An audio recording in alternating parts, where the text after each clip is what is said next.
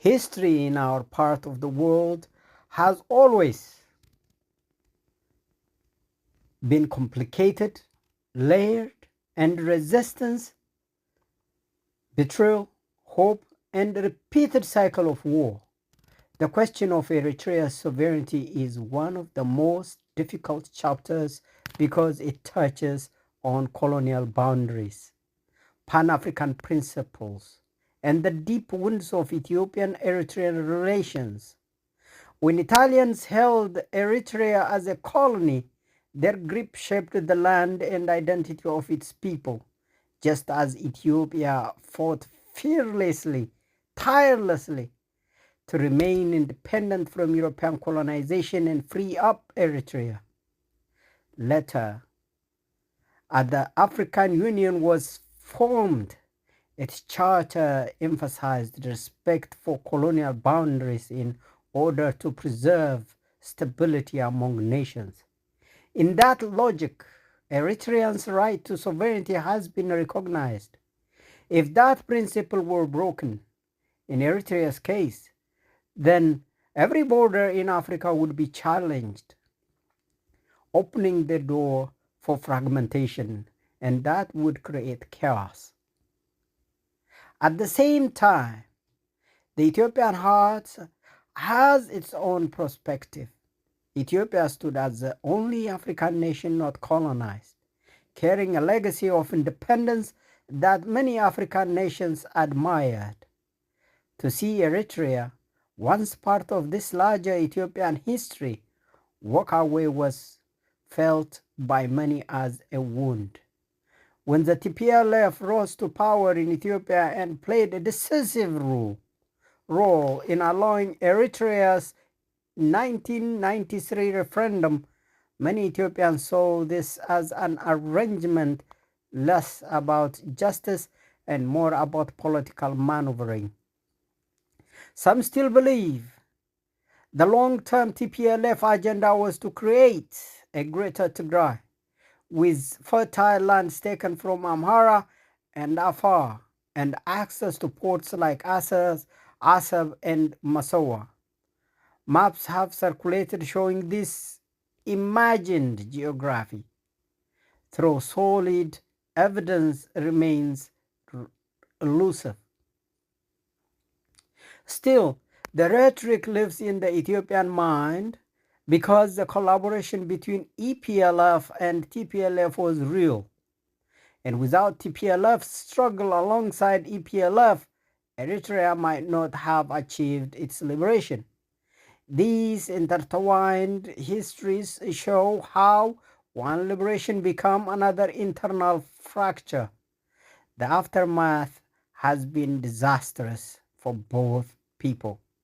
Eritrea gained sovereignty, but its youth have fled in large numbers from a life of endless national service and lack of freedom. Yet, some Eritreans still cherish being sovereign, answering to no one, carrying pride even in hardship. Ethiopia, meanwhile, has become consumed by ethnic federalism, a system that divides its people by land and identity. In Ethiopia, no individual owns land in the full sense. Citizens may own the walls and roofs they build, but the ground belongs to the state. This has made land a tool of politics, a resource leased or sold to foreign powers, and a reason for ethnic-based displacement. Millions of Amharas, Gurages, and others have been massacred or forced out of Oromia, Benishangul Gumuz, and other regions.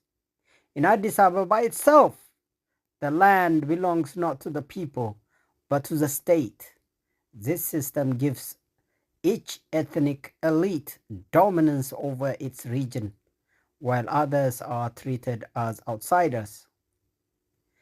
This is a paradox when viewed alongside Eritrea, a sovereign state with firm borders, where life is harsh but identity is intact.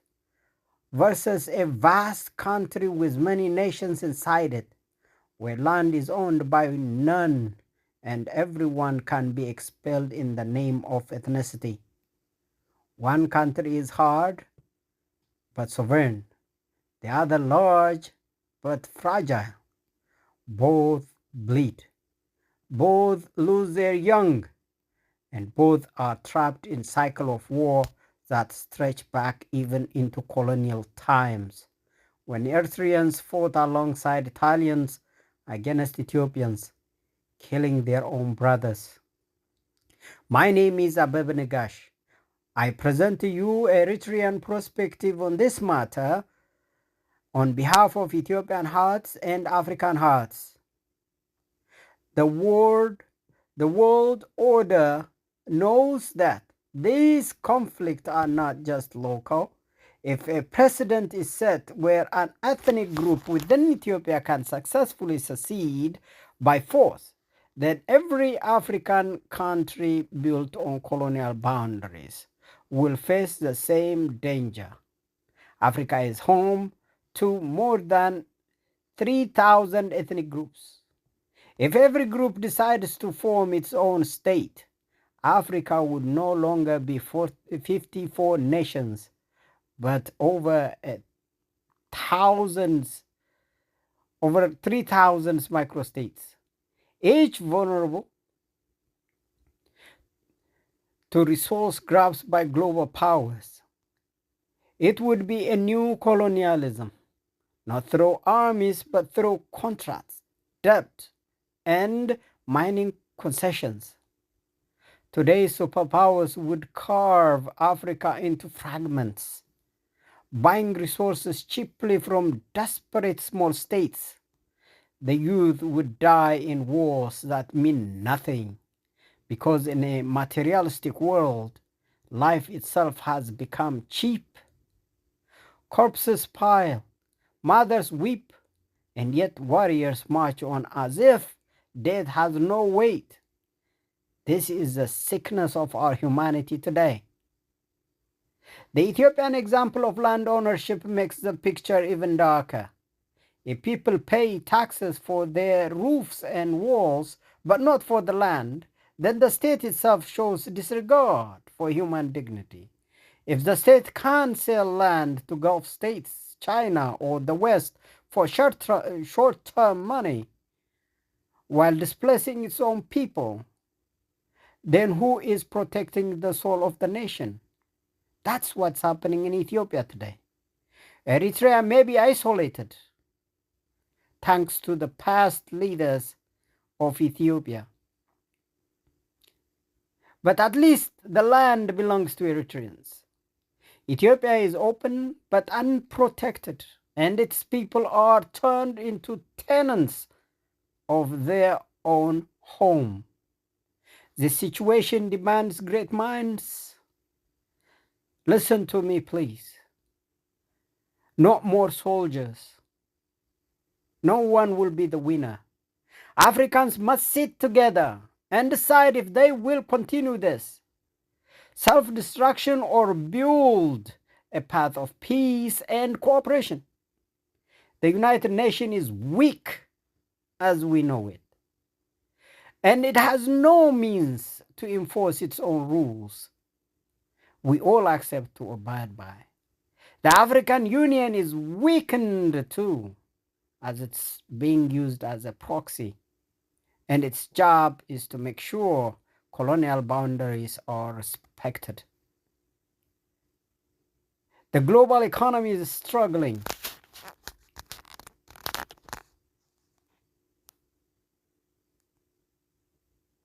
And in such times, the search for resources grows aggressive. Africa is the final frontier of resource wealth. If Africans remain divided, fighting each other, they will lose everything. The land will be not theirs. It will be rented, sold, or taken. The winner of today's war will be the loser of tomorrow's deal, until nothing is left. The Ethiopian-Eritrean conflict is therefore not just about sovereignty, borders, or ports. It is a mirror of Africa's largest problem: the clash between colonial boundaries and ethnic identities, between sovereignty and survival, between material power and human dignity. The questions raised are provocative but necessary. Does Eritrea's sovereignty, rooted in colonial boundaries, give it eternal legitimacy even if its people suffer? Does Ethiopia's ethnic federalism, rooted in the language of self-rule, justify displacing millions and deny true ownership of land? If Eritrea fought for independence, but now its youth flee, what would the meaning of the sacrifice? If Ethiopia fights to remain whole, but its people are treated as outsiders in their own country, what is the meaning of unity? The truth is that both nations have suffered for nearly a century, even before that, colonial times. Directly and indirectly, both people have killed one another, sometimes in the name of colonial powers, sometimes in the name of liberation, sometimes in the name of survival. And for what? The cycle has no end unless peace is chosen. As a truth seeker, I stand with both Eritreans and Ethiopians in the suffering, but I cannot stand with the endless war. I'm fed up. This is my conclusion. I am Abebe Negash on behalf of Ethiopian Hearts for Peace and African Hearts for Peace. Despite their differences, Ethiopia and Eritrea must recognize that their destinies are intertwined. Preparing for war now is another historical error. The land cannot be more valuable than the people who live in it. Sovereignty cannot be more precious than the lives of children who die in war. Ethnic pride cannot be more sacred than human dignity. My recommendation is simple. Truth must be spoken, grievances must be acknowledged, and dialogue must replace violence. Let Eritrea keep its sovereignty, let Ethiopia heal its wounds, and let both recognize that survival depends not on fighting, but on cooperation. If any Eritrean or Ethiopian wishes to add perspectives that I have not mentioned here, I welcome them. Peace is not the silence of guns, folks, but the agreement of hearts. Let us choose the path before all is lost. And I thank you very much.